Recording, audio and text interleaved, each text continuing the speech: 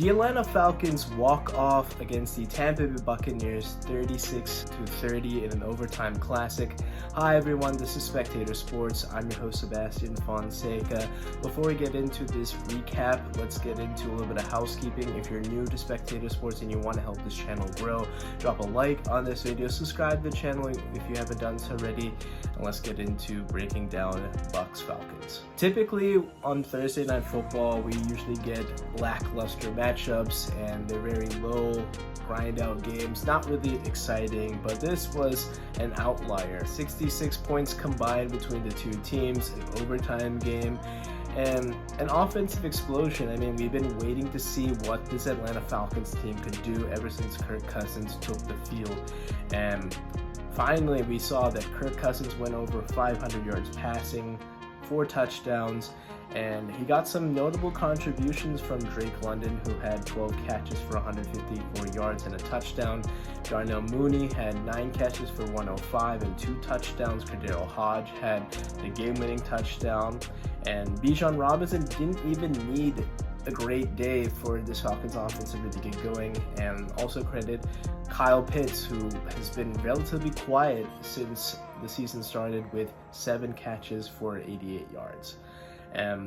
Also looking at the Bucs side of things, I mean, Baker Mayfield, who's been really good this year, had 3 touchdown passes, no interceptions, and I thought that Mike Evans was really good as well, 2 touchdowns. Great matchup between 2 highly potent offenses within the NFC South. I can't put blame on Baker Mayfield. I know he would be an easy scapegoat, but if you're really looking at how this game unfolded, this was a Buccaneers collapse and it wasn't Baker Mayfield's fault. Going into the final frames of the fourth quarter, they got a ton of stops. Defensively, you have a blocked field goal.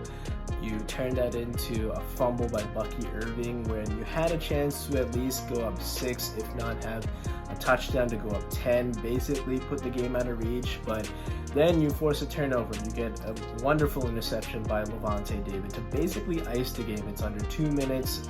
And if you get a first down, the game's virtually over. Couldn't quite do so, and a worst case scenario, you get away with 3 points, but a penalty, an offensive holding call, was on the Buccaneers offensive line, pushed the ball out of field goal range, and the rest is history. Kirk Cousins drives the ball with chunk plays to get into Younghoe Koo's field goal range, and he sends the game into overtime.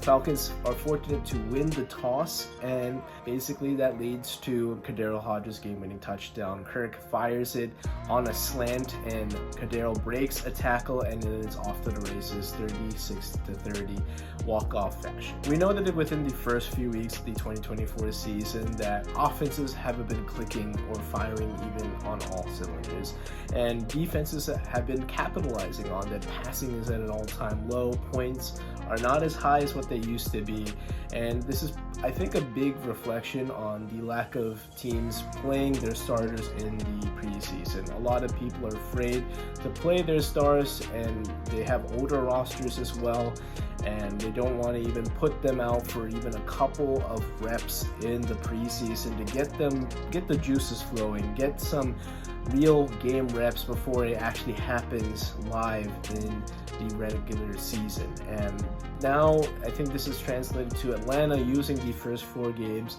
of the regular season to figure out how Kirk can operate. And remember, he's coming off an Achilles surgery, and that's on the right foot, the foot that you drive the ball down the field. And Kirk was able to capitalize countless times against this Bucs defense, especially with gaps over the middle of the field. They were playing very high, so there was basically he could chuck the ball maybe 15-20 yards downfield and get notable chunk plays from time in and time out, whether it was Kyle Pitts, whether it was Drake London, whoever it was. Those windows were open for Kirk, and he's looking healthier and healthier as each week passes. And now this offense is really clicking. We saw them come up with a couple of good offensive performances, and now after starting the season 1-2, they won a couple of games, and then they get this mini bye week to rest, recalibrate before they hit the road. Now they're in the NFC South driver's seat. Let's face it, they have wins against the Saints and the Buccaneers. They already have a head-to-head tiebreaker, and already what we've known with this Falcons team is that Kirk has shown up in these primetime games. The Falcons game against the Chiefs was a really tricky game. I mean, it came down to officiating. They went down the field against the Eagles, needing 6 points. They got the win. They've beaten the New Orleans Saints just last Sunday, and now on Thursday Night Football they've done so as well. So if you leave this Falcons team hanging around and you don't put the stake in the heart and finish them off, they, especially Kirk Cousins, will make you pay for it. So Atlanta's really figuring things out. Raheem Morris has been doing great with his culture in this Atlanta Falcons team, and like I said, they're in the driver's seat, and now they really have put the NFC on notice that the Falcons are a legitimate Super Bowl contender.